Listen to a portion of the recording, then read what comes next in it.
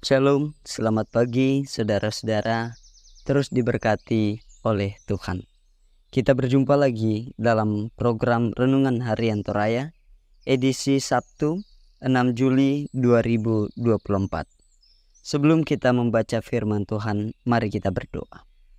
Terpuji kekal Engkau Bapa di surga, terima kasih saat ini kami akan mendengarkan firman-Mu. Biarlah itu semakin menguatkan kami untuk menyatakan kehidupan mengikut Yesus dalam motivasi yang benar. Dalam Kristus kami berdoa. Amin. Injil Matius pasal 8 ayat 18 sampai 22. Hal mengikut Yesus. Ketika Yesus melihat orang banyak mengelilinginya, ia menyuruh bertolak ke seberang. Lalu datanglah seorang ahli Taurat dan berkata kepadanya, "Guru, aku akan mengikut engkau, kemana saja engkau pergi." Yesus berkata kepadanya, "Serigala mempunyai liang dan burung mempunyai sarang, tetapi anak manusia tidak mempunyai tempat untuk meletakkan kepalanya." Seorang lain, yaitu salah seorang muridnya, berkata kepadanya, "Tuhan, izinkanlah aku pergi dahulu menguburkan ayahku." Tetapi Yesus berkata kepadanya, "Ikutlah aku, dan biarlah orang-orang mati menguburkan orang-orang mati mereka." Amin. Saudara-saudara, tema kita adalah motivasi mengikut Yesus. Mapatilao unturu Yesu. Me patilao unturu Yesu. Kalau saudara ditanya, mengapa ingin masuk surga? Apa jawaban saudara? Untuk pertanyaan ini setidaknya ada dua jawaban. Jawaban yang pertama mengatakan karena takut masuk neraka.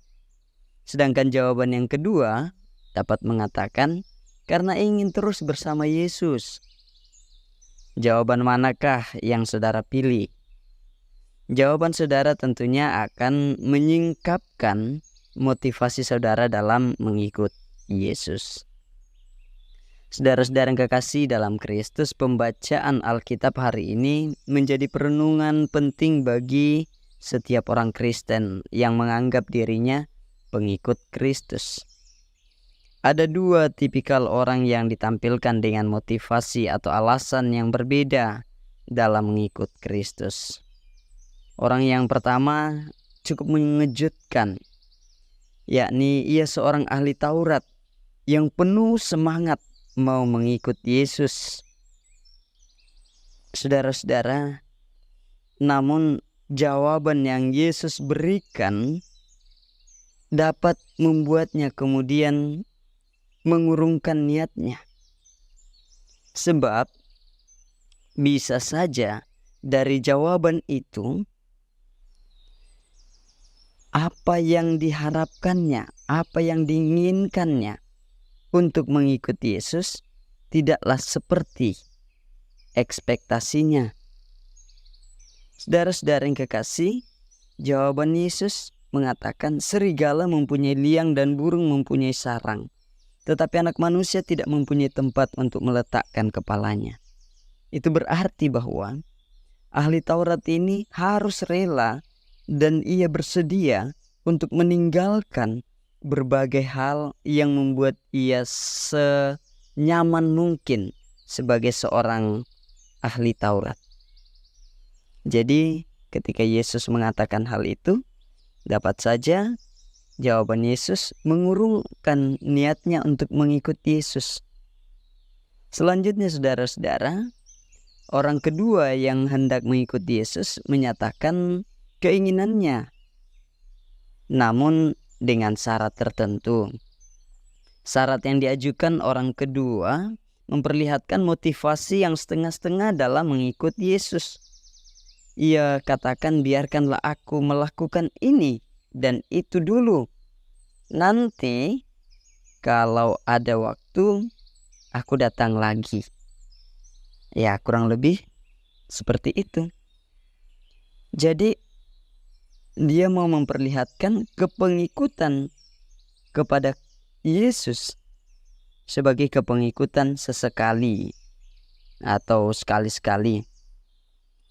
Hal lain yang juga nampak yakni sifat menunda-nunda untuk mengambil keputusan dan melakukan sesuatu. Singkatnya, orang kedua ini hendak mengikut Yesus, namun terus dibayang-bayangi perkara-perkara duniawi. Saudara-saudara, bagaimana dengan kepengikutan kita kepada Yesus? Atau menjadi sebuah perenungan pribadi. Bagaimana dengan kepengikutan saya kepada Yesus? Apa yang menjadi dasar dan tujuan saya dalam mengikuti Yesus? Apakah untuk menyelesaikan masalah-masalah pribadi saya? Ataukah untuk mendapatkan keinginan-keinginan yang saya inginkan di masa depan? Saudara-saudara, bukankah mengikuti Yesus dasarnya adalah memikul salib dan menyangkal diri, dan bahwa tujuannya adalah untuk kemuliaan Tuhan? Karena itu, mari kita menguji motivasi diri dalam mengikut Yesus dalam terang firman Tuhan, sehingga motivasi yang benar dalam mengikut Yesus akan menyatakan kemuliaan Tuhan. Amin. Mari kita berdoa. Bapa di surga, terima kasih untuk firman-Mu saat ini mengajarkan kami untuk mengikut Engkau dalam kebenaran-Mu. Berkati kami anak-anak-Mu di dalam Kristus. Haleluya. Amin. Selamat berkarya. Tuhan memberkati. Shalom.